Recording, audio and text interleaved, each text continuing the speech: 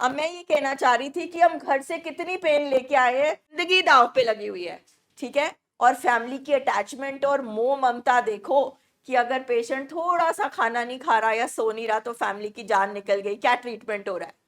अब ये क्या है, ये फैमिली का नशा है, मेरा बच्चा। अब सोचो, अब दो दो दर्द है, एक दर्द में जिसमें आप देख रहे थे, जिसमें आप 24 घंटे रात को सो भी नहीं पा रहे थे कि फोन आया कुछ हो ना जाए, कहाँ है बच्चा, घर में नहीं है, वो ट्रॉमा याद करो जिस कंडीशन में आप यहाँ पर पेशेंट को लेकर आए, वो पेन याद करो, वो एक्सीडेंट्स याद करो, वो झगड़े याद करो, अपनी लाइफ का पेन याद करो, तो आपको ये छोटी चीजें लगेंगी। मैं नहीं कह रही हूँ ये चीजें बॉदर नहीं करती, मगर ये फैमिली का ध्यान हटा देती है, क्योंकि फैमिली भी एडिक्शन में है, को डिपेंडेंट। तभी WHO ने बीमारी की लिस्ट में को डिपेंडेंसी लिखा है। को dependency is an illness. Patient dependent है नशे पे, हम डिपेंडेंट है पेशेंट पे। हम सारी वही हरकतें कर रहे हैं। पेशेंट ने रात को नशा करके आना, सुबह सॉरी बोलना, हमने बोला इट्स ओके, फिर दोबारा नशा करके आना, फिर सुबह सॉरी बोलना, हमने कहा इट्स ओके।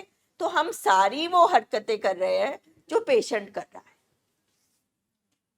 तो एक रोगी और एक हम रोगी, और हमें कौन मिला, हमें पूरी एक बीमार फैमिली मिलती है जब हम आते हैं।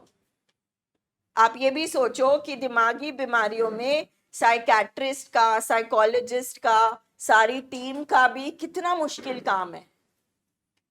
जैसे मेरे पास अभी हाथ में नहीं है, ये देखो आपके पेशेंट का ब्रेन का scan, which is there on Google, you must check करो, SPECT scan. I believe you are a psychologist. You're from Australia. Have you heard of SPEC scan? अब अगर ऑस्ट्रेलिया में समझ नहीं है तो इंडिया का तो फिर पता नहीं क्या होगा। SPEC scan ब्रेन का स्कैन है। These machines have come to India also. एक दो जगह बहुत महंगी मशीन्स है। हाँ, SPEC scan of addict's brain, SPEC scan of patient with depression। तो आपको एक नॉर्मल ब्रेन की इमेज दिखेगी और एक बीमार, और वो फोटो नहीं, मतलब वो ड्राइंग नहीं है, स्कैन है, और आपको दिखेगा अंदर से सच्ची में दिमाग खाया हुआ है, टूटा हुआ दिमाग है। अब टूटा हुआ दिमाग ऐसी ही हरकतें करेगा, धीरे धीरे ठीक हो जाता है। ये आपको लोग ठीक लग रहे हैं? नहीं, बात ये लोग पाकिस्तान, ये मैं तो कह रही हूँ, मैं तो अपना एग्जाम्पल दे रही हूँ कि मुझे 1% उम्मीद नहीं थी। 2011 5 सितंबर को मैं यहाँ पे आई थी कि मेरे हस्बैंड ड्रिंक छोड़ेंगे। 1% उम्मीद नहीं थी। आपको शायद 5-6 हो, मुझे नहीं थी। बट मेरे लिए ये line, it is a disease of brain disorder, work like magic. अच्छा, मतलब 1 साल डीएमसी में मुझे ये नहीं बोला गया, मुझे और मेरे हस्बैंड को ये बोलते थे वो कमरे में आके, तुम इंटेलिजेंट हो, तुम एजुकेटेड हो, इतना पैसा, ये सब कुछ है, मदर है, फैमिली है, सब है, तुम छोड़ दो ना ड्रिंक। तो आपको क्या लगता है किसी अल्कोहलिक को पता नहीं कि उसको ड्रिंक छोड़नी है? हाँ जी सर, पता है ना। And nobody said it's a disease of brain disorder. मेरा सारा फोकस था लिवर बचाओ, लिवर बचाओ, लिवर बचाओ। मगर यहाँ पे आके मैंने सीखा प्राइमरी इलनेस तो ब्रेन है, I am focusing on liver. तो आप सोचो, हम जो फैमिलीज यहाँ बैठी हैं वो बेचारे तो ऑलरेडी फंसे पड़े हैं, हम कितने फंसे पड़े हैं। तो हम पहले बोल रहे हैं हम तो निकले पहले, हम तो पहले अपने आप को बीमार से हटाएं, बीमारी से। हम बीमार नहीं है। हाँ जी मंजू मैम, माइक देखो, मैं बहुत सारी चीजें ना एक दिन में बोलने की कोशिश कर रही हूँ। थोड़ा सा मुझे भी अर्जेंसी ये हो रही है कि कुछ फैमिलीज हैं जो बस 1-2 दिन में जाने वाली है, सिर्फ आप नहीं और भी।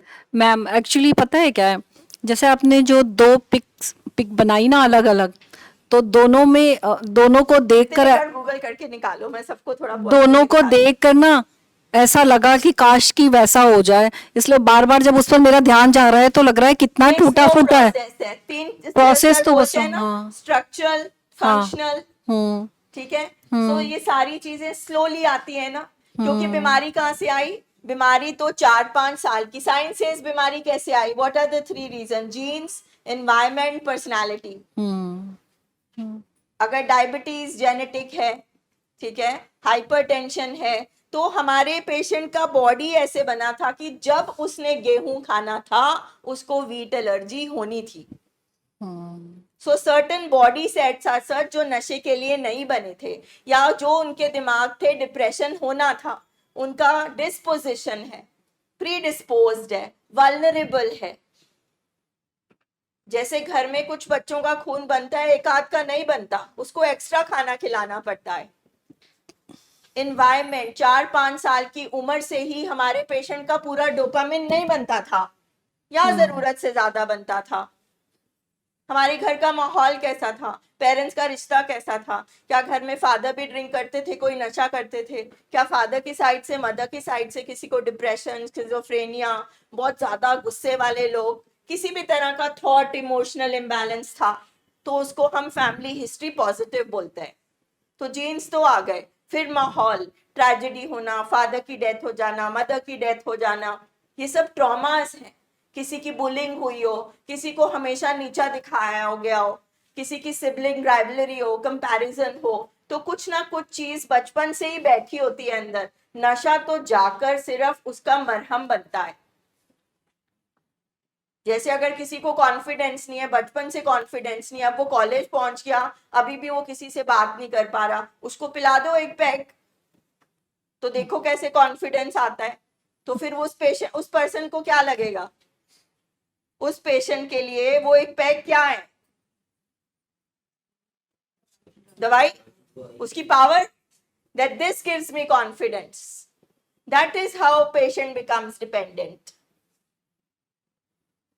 तुम लेकिन ठीक किसको करना है? ब्रेन कि को। वो कॉन्फिडेंस क्यों नहीं है, उसका कॉन्फिडेंस इनकलकेट किया जाए, इसके लिए ट्रेनिंग प्रोग्राम बने। वो कौन से कैरेक्टर फ्लॉज थे जिसकी वजह से नशा आया, उसके लिए रिहैब प्रोग्राम बने, जिसको सेंटर सेंटर सेंटर बोल के हमने बदनाम किया हुआ है। We don't even no.